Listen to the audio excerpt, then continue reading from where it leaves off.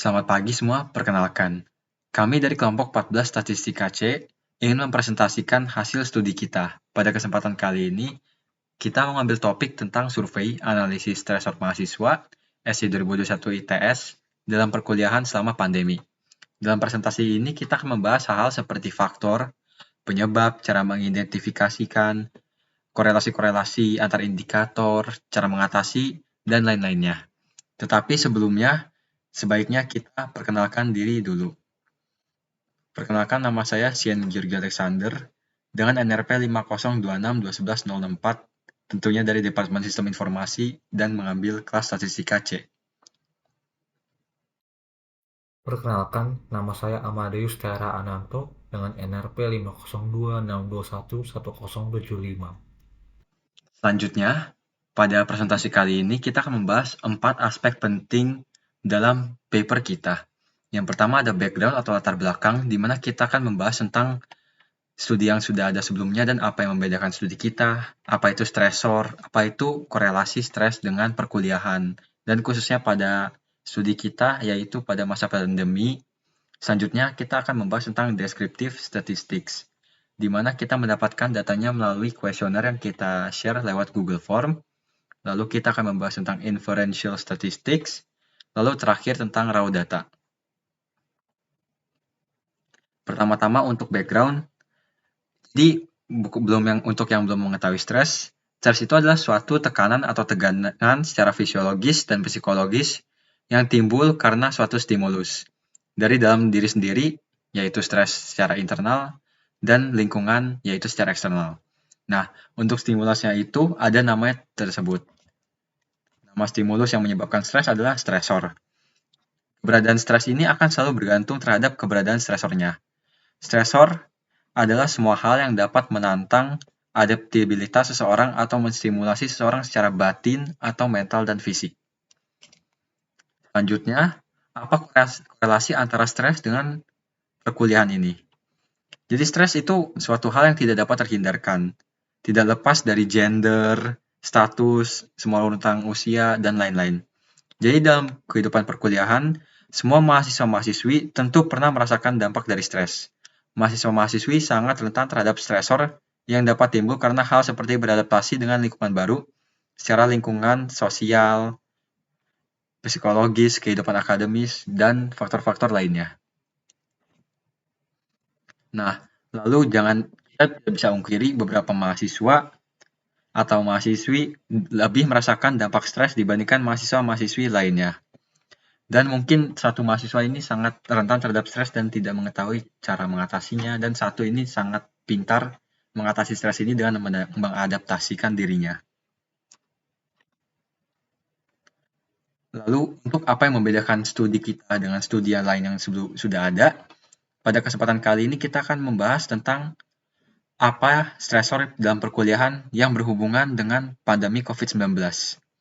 Jadi untuk mengingatkan kembali, jadi pertama pada tahun 2020, Indonesia mengumumkan kematian pertama akibat virus corona dan kebijakan pembelajaran sudah secara daring atau online.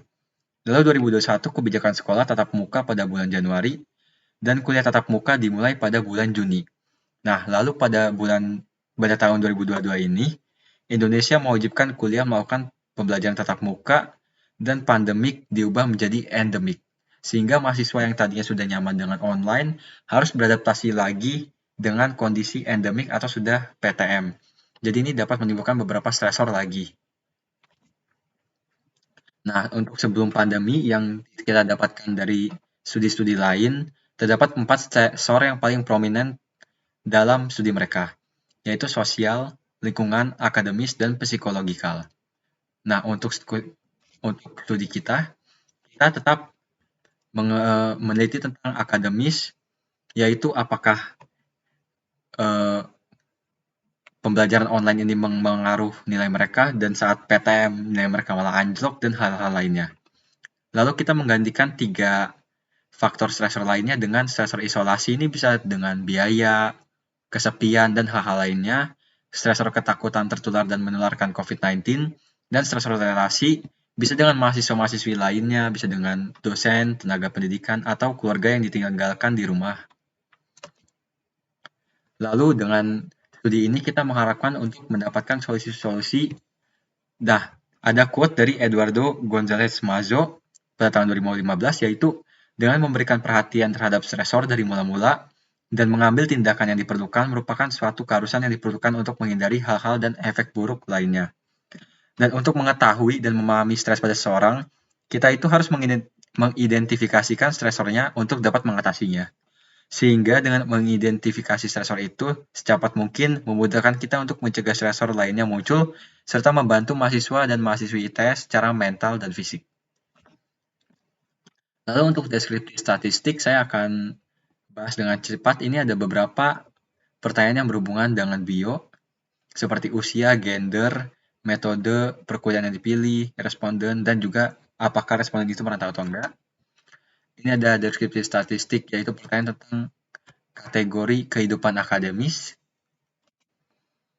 Deskriptif statistik dengan masih tentang kehidupan akademis. Ini tentang relasi, bisa tentang teman kuliah, dengan dosen, dan dengan hubungan dengan keluarga yang ada di rumah. Lalu ada kehidupan akademis lainnya seperti keterbatasan interaksi sosial, kendala perkuliahan saat pandemi, bisa karena sakit, belum nyaman dengan kelas online, dan lain-lain. Ya, lalu selanjutnya ada ketakutan tertular dan menular. Ini berkaitan dengan ketakutan untuk menularkan COVID-19 dan merasa bersalah atau tertular dan merasakan imbasnya. Ini juga tentang ketakutan tertular dan menular. Lalu terakhir ada indikator campuran dengan isolasi, di mana isolasi ini bisa berarti tentang beban biaya, kondisi PPKM, kondisi isolasi, dan lain-lain. Selanjutnya, saya akan bahas tentang inferential statistik. Yang pertama kami dapatkan adalah tentang sumber stresor terendah. Hal ini berarti pertanyaan mana yang menghasilkan respon dengan tingkat stres terendah. Dengan urutan ketiga terendah adalah mengenai penerapan dan penanganan pandemi di ITS. Dengan rata-rata nilai stres 0,9375, hampir mendekati 1. Hal ini berarti secara rata-rata atau secara umum, siswa mengalami tingkat stres yang rendah tapi ada. Tapi kalau kita lihat paling besar atau dari modusnya, sebagian besar mahasiswa tidak mengalami stres sama sekali. Jadi tingkat stresnya bisa dibilang cukup kecil. Urutan kedua terendah adalah dari penerapan dan penanganan pandemi di Departemen Sistem Informasi. Mirip dengan yang sebelumnya, memiliki rata-rata 0,875 mendekati 1 dengan modus 0. Hal ini berarti mahasiswa tidak terlalu stres atau bahkan tidak sama sekali untuk sebagian besarnya. Untuk sumber stres terendah ada mengenai hubungan dengan keluarga dengan rata-rata 0,6875. Masih mendekati 1 tapi sudah lumayan mendekati 0. Moodnya sama 0 yang berarti juga sama. Mahasiswa sebagian besar tidak mengalami stres saat memikirkan hubungan dengan keluarga, tapi masih ada yang stres sedikit. Selanjutnya, inferential statistik, kami mencari sumber stresor tertinggi atau pertanyaan mana yang menghasilkan tingkat stres tertinggi. Dalam urutan ketiga tertinggi adalah tentang gangguan eksternal saat proses perkuliahan online. Gangguan eksternal ini bisa berupa kendala internet, dipanggil oleh orang lain, dan lain-lain. Dasar dari rata-ratanya terdapat nilai 2,1875. 2 ini berarti mereka mengalami stres sedang. Selanjutnya, urutan kedua adalah memasuki wilayah kampus untuk perkuliahan saat PPKM level 3 sampai 4. Hal ini berhubungan dengan bagaimana mereka menakuti atau ketakutan tertular COVID-19 atau menulari orang lain tentang COVID-19. Rata-ratanya cukup mirip dengan yang sebelumnya, 2,25, yang berarti sama, mereka mengalami stres tingkat sedang. Urutan tertinggi atau yang menghasilkan stres paling tinggi cukup mirip dengan yang sebelumnya, yaitu tentang beban isolasi mandiri dengan rata-rata 2,375. Bisa dilihat ketiga hal ini bahwa paling tinggi pun setinggi-tingginya mahasiswa mengalami stres itu hanya mengalami stres sedang secara umum.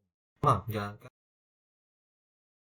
Selanjutnya adalah mengenai inferential statistik saat mengenai indikator stresor tertinggi dan indikator stresor terendah. Di sebelumnya kita membahas tentang pertanyaan individunya, sekarang kita membahas tentang indikator lebih secara umumnya. Indikator stresor tertinggi atau penghasil stres tertinggi jatuh kepada ketakutan menular dan ditulari atau indikator pandemi COVID-19. Indikator ini memiliki 3 pertanyaan. Yang pertama yaitu tentang cara mengadaptasi kehidupan sehari-hari dengan kondisi pandemi. Yang kedua mengenai nyamannya seorang mahasiswa selama PPKM di kampus. Dan hal yang ketiga adalah tentang berat bebannya biaya isolasi mandiri. Untuk indikator stresor terendah atau penghasil stres terendah jatuh kepada relasi sosial. Indikator ini juga memiliki 3 pertanyaan. Dari yang pertama, hubungan dengan teman kuliah. Kedua, hubungan dengan keluarga selama pandemi ini. Dan yang ketiga, hubungan dengan dosen. Berikutnya adalah inferensial statistik yang kami menggunakan analisa korelasi. Nah, analisis korelasi ini adalah proses di mana kami mencari tahu apakah ada dua pertanyaan yang memberikan hasil serupa atau mirip. Berikut di bawah, ini paling bawah adalah tabel di mana kami menggunakan angka untuk mengukur hubungan antara dua pertanyaan yang ada. Pertama adalah hubungan korelasi yang paling kuat, yaitu antara beban biaya isolasi mandiri dengan mengatur antara lingkungan baru dengan kuliah. Tingkat kecocokannya adalah tingkat paling tinggi, yaitu 85%. Saat kita melihat dua hal ini, ada satu kata kunci yang cukup mengaitkan keduanya, yaitu dari segi biaya. Saat kita lihat pertanyaan kedua, yaitu mengatur lingkungan baru dengan kuliah, ini di kuesioner kami mengacu langsung pada mahasiswa yang merantau untuk bisa belajar ke ITS. Nah, saat kita mengingat mahasiswa merantau, pasti biayanya cukup terbatas untuk kehidupan sehari-hari dan kehidupan perkuliahannya. Apabila dibebankan lagi dengan biaya isolasi mandiri, tentunya mereka sangat stres. Tapi apabila mereka sudah cukup mandiri, sudah cukup siap dengan lingkungan baru dan kuliahnya, otomatis juga untuk biaya isolasi mandiri mereka sudah cukup siap. Hubungan terkuat kedua adalah antara adaptasi kehidupan perkuliahan dengan situasi pandemi dengan pertanyaan kedua, kenyamanan saat PPKM di kampus dengan tingkat kecocokan 80%. Nah, apabila seorang mahasiswa masih belum bisa mengikuti dengan kebijakan PPKM, tentu adaptasi kehidupan perkuliahannya pasti kesulitan, karena salah satu faktor terbesar dalam adaptasi perkuliahan ini adalah kita perlu mematuhi 5M. Kalau kita semakin mudah atau semakin nyaman saat menjalankan PPKM, tentu kita semakin mudah atau semakin tidak stres beradaptasi dengan kehidupan perkuliahan situasi pandemi.